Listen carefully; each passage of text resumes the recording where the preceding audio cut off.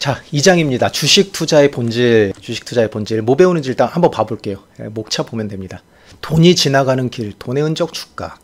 이게 진짜 중요합니다. 실적만 보고 투자하면 돈을 잃는 이유. 이거 진짜 중요합니다. 주가 상승의 원인은 기대감이다. 정말 중요합니다. 다 중요하다 그럴 거예요. 앞으로도 그냥 익숙해지세요.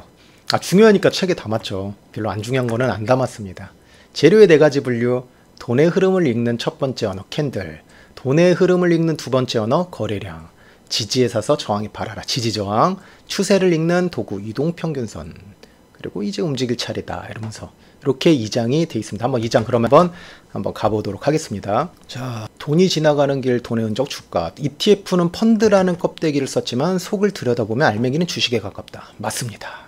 ETF, 익스체인지 트레이드 펀드라고 해가지고 끝에는 펀드죠. 스탁이 아니고. 그래서 알맹이는 주식인데 이름은 펀드야.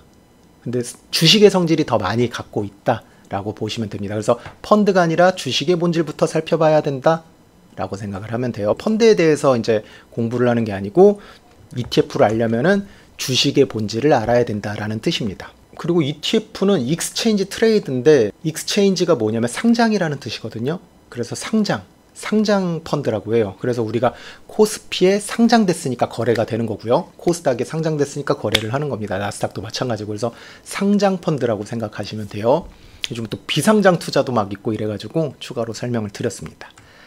자, 왜 사람들은 주식 투자를 할까? 재무제표를 분석하기 위해서? 논문을 쓰기 위해서? 아니죠. 단 하나의 이유, 돈을 벌기 위해서. 그죠? 너무나도 뻔하고 너무나도 잘 알지만 가끔 헷갈려요. 내가 이거 왜 공부하지? 공부를 위한 공부를 할 때도 있어요. 왜냐면 좀 우리나라가 학구열이 높고 뭐 대학 진학률도 세계 1등이다 보니까 그런 부분들이 많거든요. 그래서 한번 이렇게 언급을 했고요. 기업은 자본을 조달하기 위해 주식을 발행하고 개인은 수익을 얻기 위해 주식을 배수한다. 기업도 돈 벌려고 하는 거예요. 주식 상장하는 이유가 주식은 현물이며 물가를 반영하고, 그래서 기업이 하는 모든 행동들은 돈을 번다라고 생각을 하시면 됩니다. 핵심은 하나다. 주식은 곧 돈이다. 핵심 내용입니다. 전문가가 아니고요. 똑똑한 사람이 주식을 잘하는 게 아니고 돈 많은 사람이 주식시장에 가장 힘이 센 사람들입니다. 이걸 자본가라고 하고요. 뭐 우리 주식 용어로는 세력이라고 하죠. 자, 이렇게 세력, 외국계 자본 이렇게 다양하게 있다. 개인 투자자 중에서도 있고요. 자본가들도 숨기지 못하는 것이 있어요. 여러 가지. 뭐 재무제표도 미리 할 수 있고요. 뭐 신문기사도 미리 작성할 수도 있겠죠. 미리 할 수도 있고요. 엠바고를 통해서 했던 거지만 미리 할 수도 있고, 관계자라면은. 단 하나 숨기지 못하는 것이 있습니다. 바로 그게 돈의 흐름입니다. 돈이 들어오면요, 주가는 오르고요. 돈이 빠지면은 주가는 떨어집니다. 요거 되게 중요한 문장이거든요. 돈이 들어오면 주가는 오르고요. 돈이 빠지면 주가는 떨어진다. 약간 실전 투자로 생각을 해보면은 우리가 주가가 올라가는 건 뭐예요? 시장가 매수가 많은 거고요. 돈이 빠지는 거는요, 시장가 매도가 많아진다. 이것도 욕망이네요. 사고 싶은 욕망이 큰 거, 팔고 싶은 욕망이 큰 거. 되게 단순하죠?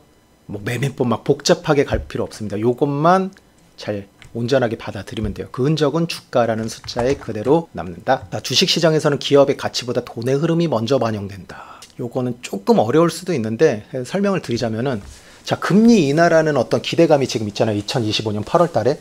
그럼 막상 금리 인하가 되면 어떻게 될까요? 올라갈까요? 아니요. 금리 인하가 두 번째, 세 번째라는 호재가 있으면 올라갈 확률이 높고, 금리 인하가 한 번만에 끝났다 그러면 호재가 사라지면서 주가는, 시장은 실망하면서 주가가 내려갈 수도 있습니다. 제가 예측을 하고 그런 게 아니고 이런 식으로 저는 판단을 합니다.